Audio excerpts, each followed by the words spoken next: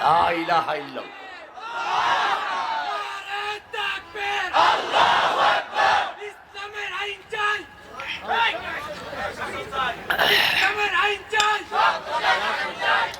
লা ইলাহার মানে হচ্ছে তাখলিয়া। একটা পুরাতন দেয়ালে রং করতে গেলে মানুষ আগে পুরাতন রংটা ঘষে মেজে ধুয়ে মুছে পরিষ্কার করে। ঠিক তেমনি ভাবে তোমার অন্তরের দেয়ালের ভিতরে যত বাতিল মাবুদ বসে আছে, লা ইলাহার ব্রাশ দিয়ে ঘষে মেজে পরিষ্কার করে ইল্লাল্লাহ বলে শুধু একজনকে বসাও। নতুন রং করো কাকে? সিবগাতাল্লাহ, ওমান আহসানু মিনাল্লাহি সিবগা। লা ইলাহার মানে হচ্ছে কুফর করা। কোরআন বলছে সূরা বাকারা 256 নম্বর আল্লাহ বলছেন, ফামান ইয়াকফুর বিত্তাগুত ফামান ইয়াকফুর বিত্তাগুতি ওয়া ইউমিন বিল্লাহি ফাকাদ ইসতামসাকা বিল উরওয়াতিল উসকা লা ইনফিসামা লাহা। ফামান ইয়াকফুর বিত্তাগুত, যেই ব্যক্তি লা ইলাহা বলে সমস্ত তাগুতকে কুফর করলো, বর্জন করলো, প্রত্যাখ্যান করলো। লা ইলাহা বলে যত তাগুত বসে আছে, মেম্বার চেয়ারম্যান বলো আর বিচারক বলো আর মন্ত্রী এমপি বলো আর যত বাতিল ভণ্ড পীর ফকির বলো, লা ইলাহা বলে সমস্ত তাগুতগুলো উৎখাত করে দাও। ইল্লাল্লাহ মানে শুধু ইল্লাল্লাহ বলে ঈমান বিল্লাহ করো, ওয়া ইউমিন বিল্লাহি। এই দুইটা কাজ করবে। কয়টা কাজ? দুইটা কাজ। কুফর বিত্তাগুত, ঈমান বিল্লাহ। কয়টা হলো? একটা। যদি আপনি ডাল ধরে ঝুলতে চান, অনেকক্ষণ ঝুলে থাকতে হবে। ডালটা আগে মজবুত হতে হবে, রশিটা মজবুত হতে হবে। দুর্বল হলে ঝুলে থাকা যাবে? রশিটা মজবুত, ধরছেন এক হাতে, চলবে? কয় হাতে ধরতে হবে? এবারে মাদ্রাসার ছাত্র ভালো করে খেয়াল করে ইলমুসিগাজের পরে থাকো। মাসাকা মানে এমনি ধরা, ইসতামসাকা শক্ত করে ধরা।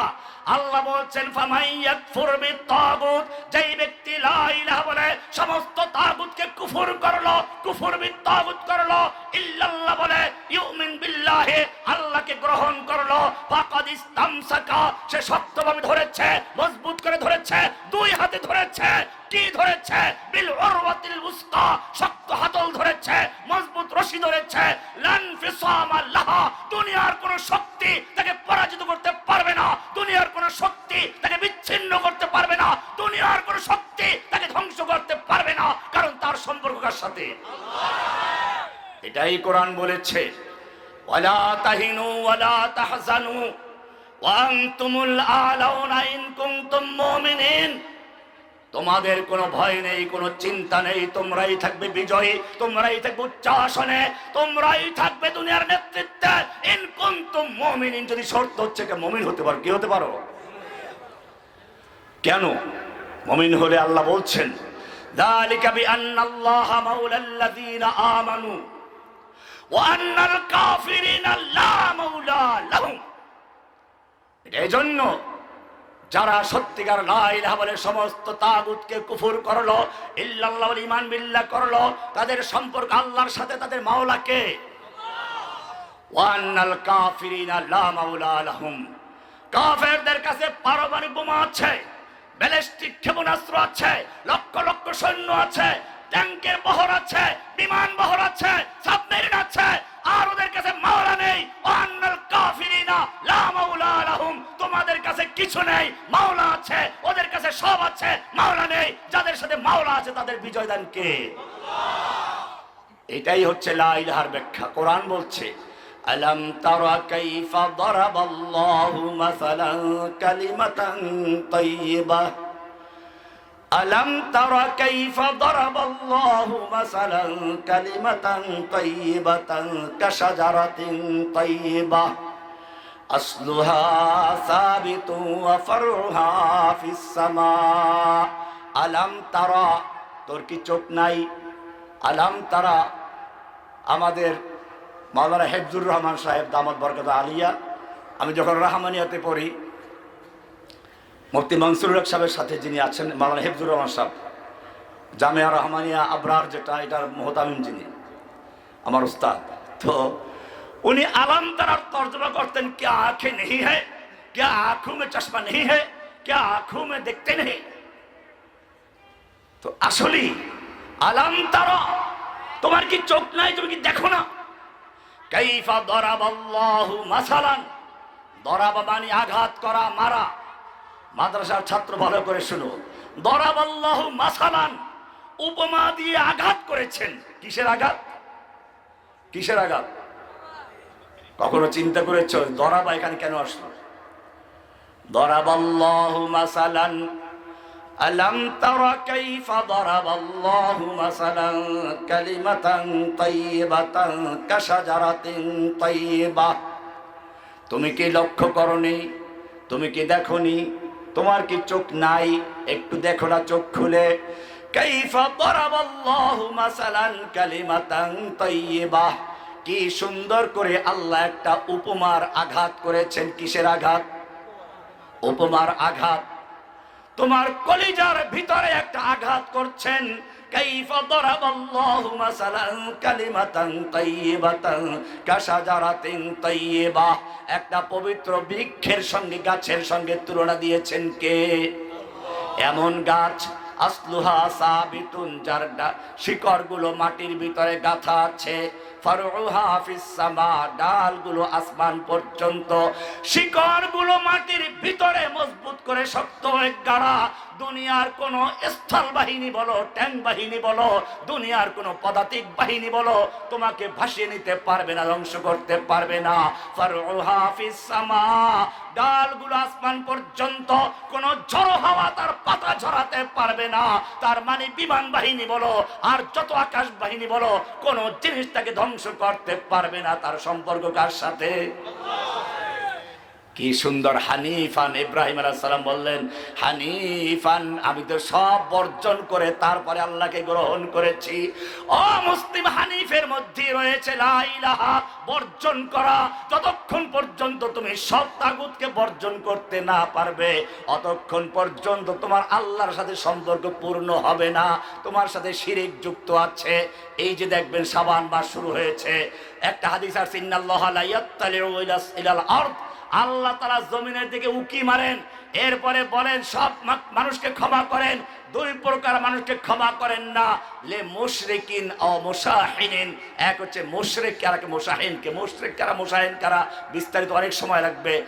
মুশরিকটা লা ইলাহা ইল্লাল্লাহর সাক্ষ্য এই জন্য দিতে হয়, লা ইলাহার সাক্ষ্য না দিলে তোমার আযান হয় না, লা ইলাহার সাক্ষ্য না দেওয়া পর্যন্ত তোমার ইকামত হয় না, লা ইলাহার সাক্ষ্য না দেওয়া পর্যন্ত তোমার ঈমান হবে না। লা ইলাহার সাক্ষ্য সম্পর্কে আল্লাহ প্রশ্ন করেছেন, কুল আইয়ু শাইইন আকবারু শাহাদা, বড় সবচেয়ে বড় সাক্ষ্য কোনটি? আমার মনে হয় এই আয়াতের ব্যাখ্যা ইমামে আযম আবু হানিফা রাহমাতুল্লাহ আলাইহি যেরকমটা বুঝেছেন, ওনার পরে পর্যন্ত আজ পর্যন্ত কারো সেরকম বোঝার সুযোগ হয় নাই। উনি একটা কিতাব লিখেছেন আল ফিকহুল আকবার। মানুষ মনে করে ফিকার ইমাম, ফিকার মাসলা মাসাইল লিখেছেন, না, উনি তো আল ফিকহুল আকবার লিখেছেন। এটা কোরআনের আয়াতের উনি ব্যাখ্যা দিয়েছেন। কোরআনের সূরা নাম 6 নম্বর সূরা 19 নম্বর আয়াত, আল্লাহ প্রশ্ন করেছেন কুল আইয়ু শাইইন আকবারু শাহাদা, যদি মুমিন হয়ে থাকো, ঈমানদার হয়ে থাকো, লা ইলাহা ইল্লাল্লাহ পড়ে থাকো, বিশ্বাস করো, বলো তো সবচেয়ে বড় সাক্ষ্য কোনটি? প্রশ্ন করেছেন কে? আল্লাহ।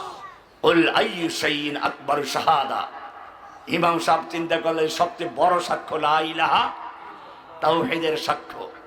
শুধু এ পর্যন্তই না, এই সাক্ষ্য আল্লাহ নিজে দিয়েছেন। কোরআন বলছে শাহিদাল্লাহু আন্নাহু লা ইলাহা ইল্লা হুয়া ওয়াল মালায়েকাতু ওয়া উলুল ইলমি কায়িমান বিল কিসত, লা ইলাহা ইল্লাহু, লা ইলাহার সাক্ষ্য দিয়েছেন কে? সাক্ষ্য কাকে বলে? আপনি আদালতে গেলেন, জজ সাহেব জিজ্ঞেস করলেন আপনি কে?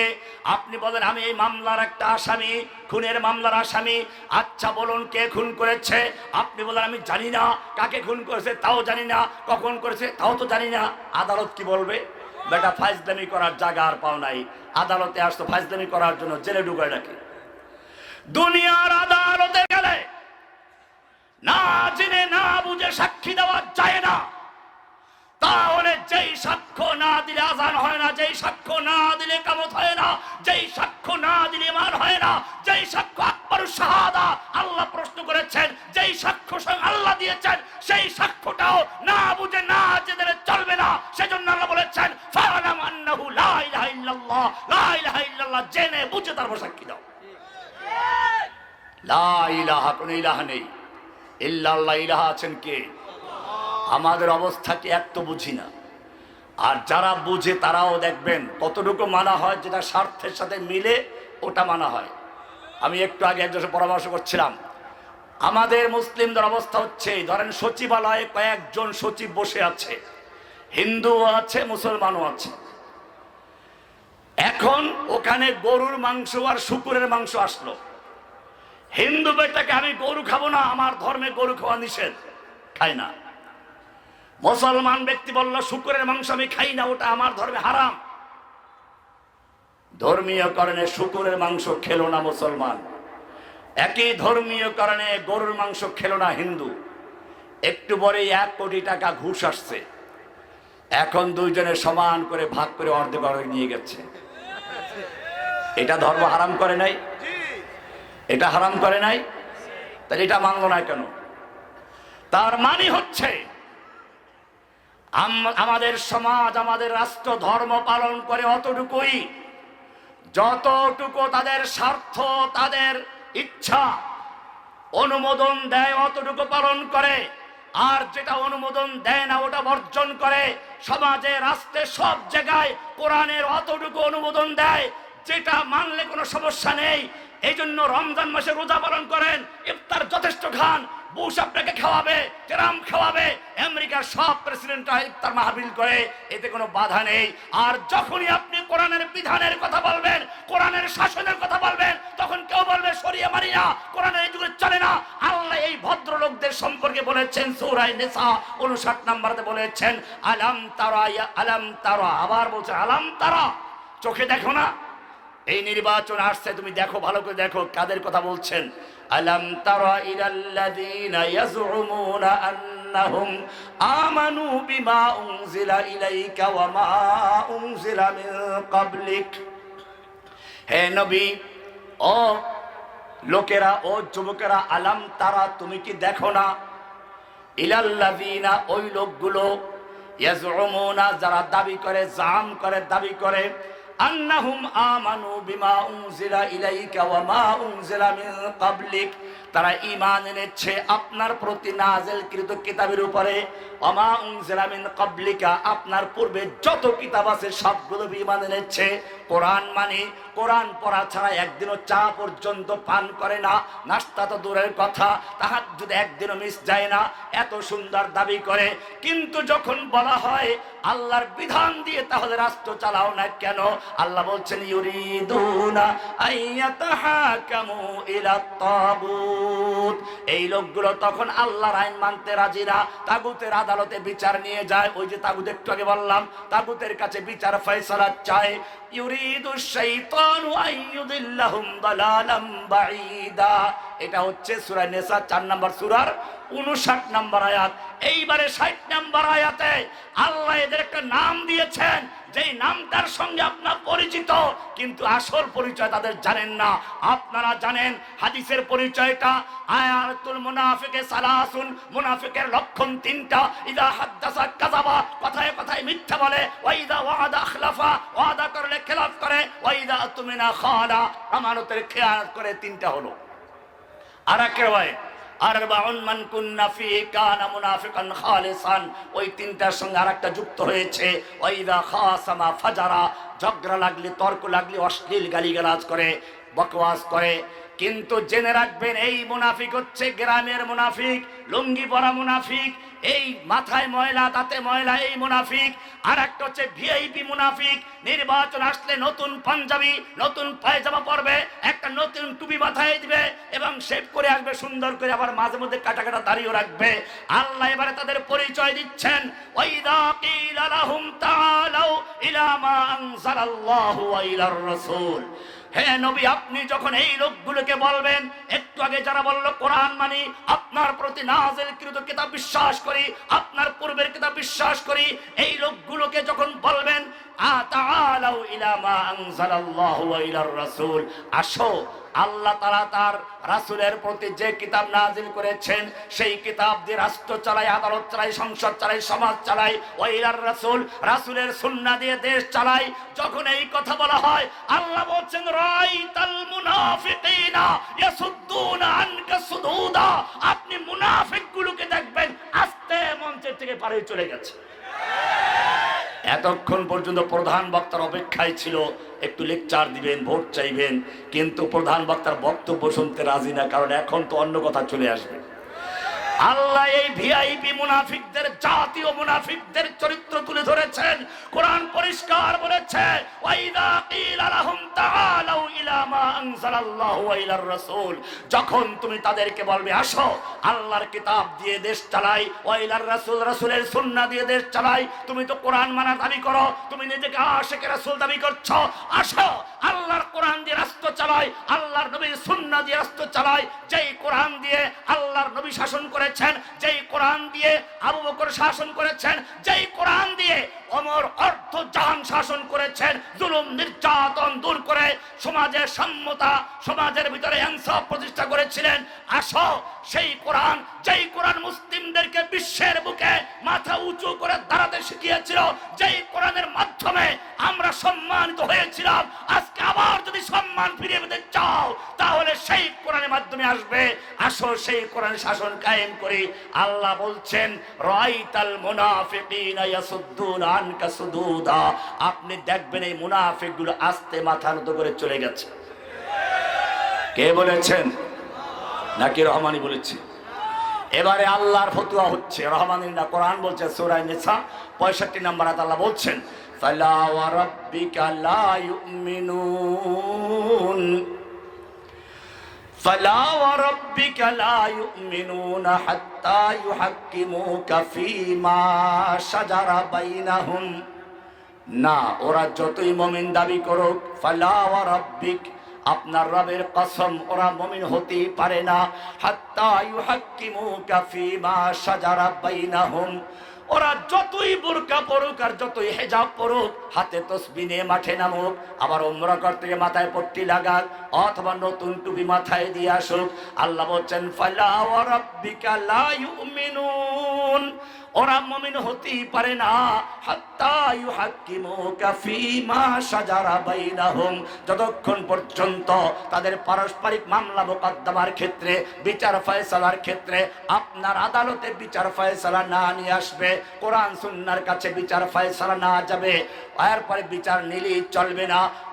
সুম্মা লা ইয়াজিদু ফি আনফুসিহিম হারাজাম মিম্মা কাদাইতা, অতঃপর আপনি যেই ফয়সালা দিবেন, আপনি যেই সিদ্ধান্ত দিবেন, সেই ব্যাপারে কোনো রকমের আপত্তি থাকবে না, সংশয় থাকবে না, খুঁতখুঁতি থাকবে না। ওয়ায়ুসাল্লিমু তাসলিমা, সম্পূর্ণরূপে আল্লাহর কালামকে, আল্লাহর বিধানকে যতক্ষণ পর্যন্ত মেনে না নিবে, ব্যক্তি জীবনে, সামাজিক জীবনে, রাষ্ট্রীয় জীবনে, আন্তর্জাতিক জীবনে, ব্যাংকে, আদালতে, সংসদে, সব জায়গায় যতক্ষণ পর্যন্ত আল্লাহর দাসত্বের পরিচয় না দিবে, আল্লাহর গোলামি না করবে, ততক্ষণ পর্যন্ত মুমিন হতে পারে না। কে বলেছেন? পরিষ্কার হয়ে গেল। হানিফান, ইব্রাহিম আলাইহিস সালাম তাই বললেন ইন্নী ওয়াজ্জাহাতু ওয়াজহিয়া লিল্লাযী ফাতারাস সামাওয়াতি ওয়াল আরদা হানিফান, সব বাতিলকে বর্জন করে আমি তো সরাসরি আল্লাহর দিকে আহ্বান করেছি। ওয়ামা আনা মিনাল মুশরিকিন, আমি তো মুশরিকদের অন্তর্ভুক্ত নেই। ও মুমিন, আল্লাহ তাআলা শিরকের গুনাহ ক্ষমা করেন না। তুমি একটা নতুন বিয়ে করেছো, বউটা আসলো, দেখতে শুনতেও ভালো, তোমাকে ভালোবাসে তাও ঠিক, মেজাজ গরম, এই গ্লাস ভাঙ্গে, এই বাচ্চা মারে, সব তুমি মেনে নিচ্ছ কারণ জানো সে তোমাকে ভালোবাসে। কিন্তু হঠাৎ একদিন দেখলে তোমার বিছানায় আর একজন পুরুষকে দেখা গেছে, জিজ্ঞেস করলে এই এটা আবার কে? বললো অসুবিধা কি, তোমাকেও ভালোবাসি, ওকেও ভালোবাসি, আমার আগের একজন। এখন কোন পুরুষ মানবে? লাথি মেরে বের করে বের হয় এখান থেকে। ও দুনিয়ার মানুষ, ভালো করে বুঝো, তুমি একটা মেয়েকে বিয়ে করেছ, এতটুকুই তোমার কর্তৃত্ব অধিকার তার উপরে। সে যদি তোমার সাথে আরেকজনকে অংশীদার করে শিরিক করে তুমি বরদাস্ত করো না, তাহলে যে আল্লাহ তোমাকে সৃষ্টি করেছেন, তোমাকে এত মর্যাদা দিয়েছেন, কোরআন বলছে আল্লাহর নীতি হচ্ছে যখন কোনো কিছু সৃষ্টি করতে চান, ইন্নামা আমরুহু ইযা আরাদা শাইআন আইয়াকুলা লাহু কুন ফায়াকুন। আসমান জমিন সৃষ্টি করে ইচ্ছে করেছেন, কুন বলেছেন, ফায়াকুন হয়ে গেছে। খালবিল নদী নালা সৃষ্টি করে ইচ্ছে করেছেন, কুন বলেছেন, ফায়াকুন হয়ে গেছে। গ্রহ নক্ষত্র সৃষ্টি করে ইচ্ছে করেছেন, কুন বলেছেন, ফায়াকুন হয়ে গেছে। কিন্তু হে মানুষ, আমি তোমাকে যখন সৃষ্টি করে ইচ্ছে করেছি, কুন ফায়াকুন দিয়ে নয়, খালাকতু বিয়াদাইয়া, আমি তোমাকে আমার নিজ হাতে সৃষ্টি করেছি। শুধু সৃষ্টি করে ছেড়ে দেই নাই, আমি তোমাকে ওয়ালাকাদ কাররামনা বনি আদম, সবচেয়ে সম্মানিত করেছি। শুধু তাই না, আল্লাহ তাআলা চারটা কসম করেছেন। কোরআন বলছে ওয়াত-তিন ওয়াজ-যাইতুন ওয়া তুরে সিনিন ওয়া হাযাল বালাদিল আমিন। চারটা কসম করে আল্লাহ বলছেন লাকাদ খালাকনাল ইনসানা ফি আহসানি তাকওয়িম, আমি তোকে সুন্দর গঠন দিয়ে সবচেয়ে সুন্দর করে আমি তৈরি করেছি শিরিক করার জন্য। এই জন্য আল্লাহ তাআলা কোনো শিরিক পছন্দ করে না। সবচেয়ে বড় শিরিক হচ্ছে রাষ্ট্রীয় শিরিক। শিরিক দুই জাতের, একটা হচ্ছে ধর্মীয় শিরিক আর একটা রাষ্ট্রীয় শিরিক। একটা গরিবের শিরিক আর একটা ভিআইপি শিরিক। গরিবের শিরিক হচ্ছে বাজারে গিয়ে ওই যে প্রার্থনা করে বাজারওয়ালার কাছে, তার নামে পশু জবাই করে, মান্নত করে, এগুলো বেশিরভাগ গরিবরা করে। অবশ্য নির্বাচন আসলে ভিআইপিরাও করে। আর একটা হচ্ছে ভিআইপিদের শিরিক, রাষ্ট্রীয়ভাবে আল্লাহর বিধানকে পরিবর্তন করে মানুষের আইন তৈরি করে, এটাও শিরক। আল্লাহ রাব্বুল আলামিন বলছেন ইন্নাল্লাহা লা ইয়াগফিরু আন ইউশরাকা বিহি ওয়া ইয়াগফিরু মা দুনা যালিকা লিমান ইয়াশা। ভালো করে শুনো, সূরা নিসা 48 নম্বর আয়াত আর 116 নম্বর আয়াত আল্লাহ বলছেন ইন্নাল্লাহা লা ইয়াগফিরু আন ইউশরাকা বিহি ওয়া ইয়াগফিরু মা দুনা যালিকা লিমান ইয়াশা। তুমিও যদি আল্লাহর সঙ্গে শিরিক করো, তোমার অন্য যত গুনাহ আছে আমি সব মাফ করে দিব, কিন্তু খবরদার শিরকের গুনাহ নিয়ে যদি আসো, আমি তওবা ছাড়া যদি বর্জন করে তওবা করে আসতে না পারো, নিজ গুনাহ আমি তোমাকে ক্ষমা করব না। কোরআন আরো স্পষ্ট করে দিয়েছে ইন্নাহু মাইয়ুশরিক বিল্লাহ, যেই ব্যক্তি আল্লাহর সঙ্গে শিরিক করবে ফাকাদ হারামাল্লাহু আলাইহিল জান্নাহ, আল্লাহ তার উপরে জান্নাতকে হারাম করে দিয়েছেন। এবারে তুমি মনে মনে ভাবছো আমি জান্নাতে না গেলেও জাহান্নামে যাব না, মাঝখানে একটা জায়গা আছে আরাফ, সেখানে যাব। আল্লাহ বলছেন না না, ওয়ামা ওয়াহুন নার, ওর ঠিকানা সোজা জাহান্নামে, ওর জন্য আরাফ নাই। বলে ঠিক আছে, সমস্যা নাই, আমার ভণ্ড বাবা আছে, খাজা বাবা আছে, গাজা বাবা আছে, তরাইয়ে নিয়ে আসবে। আল্লাহ বলছেন না, আমালিজ জালিমিন মিন আনসার, এই শিরকের জুলুম নিয়ে যারা কবরে যাবে তোদের কোনো পীর মুর্শিদ কেউ মুক্তি দিতে পারবে না। আল্লাহর নবী তার চাচা আবু তালেবকে সুপারিশ করতে পারবেন? পারবেন না। কোরআন পরিষ্কার বলে দিয়েছে ইন্নাকা লা তাহদি মান আহবাবতা ওয়ালাকিন্নাল্লাহা ইয়াহদি মান ইয়াশা। হে নবী, আপনি যাকে চাবেন, ইচ্ছে করে ভালোবাসবেন, হেদায়েত দিয়ে দিবেন, এই ক্ষমতা আপনাকে দেওয়া হয় নাই। হেদায়েত দেওয়ার মালিক কে? নূহ আলাইহিস সালাম নিজের পুত্রকে দেখতে পাচ্ছেন ডুবে যাচ্ছে, ওয়া হালা বাইনাহুমাল মাউজ, তুফানটা ধরে ফেলেছে, বাবার পিতৃ মায়া চলে উঠলো। আল্লাহ তো আমার আহাল পরিবার, তুমি তো আমার আহালকে বাঁচাবে ওয়াদা করেছো। আল্লাহ খবরদার, আর একবার যদি বলো তোমাকেও খাসিরিনদের অন্তর্ভুক্ত হতে হবে, সব শেষ হয়ে যাবে। সঙ্গে সঙ্গে আউযু বিল্লাহি আন আকুনা মিনাল জাহিলিন তওবা করলেন। নূহ আলাইহিস সালাম একজন নবী, ইব্রাহিম আলাইহিস সালামের মতো তাওহীদের ইমাম, তার পিতার জন্য সুপারিশ করতে পারবেন? তার পরিষ্কার হয়ে গেল শিরকের ব্যাপারে আল্লাহ কারো কোনো সুপারিশ করবেন শুনবেন না। কোরআন বলছে ইন্নাহু মাইয়ুশরিক বিল্লাহি, যেই ব্যক্তি আল্লাহর সঙ্গে শিরিক করবে ফাকাদ হারামাল্লাহু আলাইহিল জান্নাহ, আল্লাহ তার উপরে জান্নাতকে হারাম করে দিয়েছেন। ওয়া মাওয়াহুন নার, তার ঠিকানা হবে জাহান্নাম। ওয়া মালিজ জালিমিন মিন আনসার, এই শিরকের জুলুম যারা করবে এদের জন্য কোনো সাহায্যকারী তুমি খুঁজে পাবে না।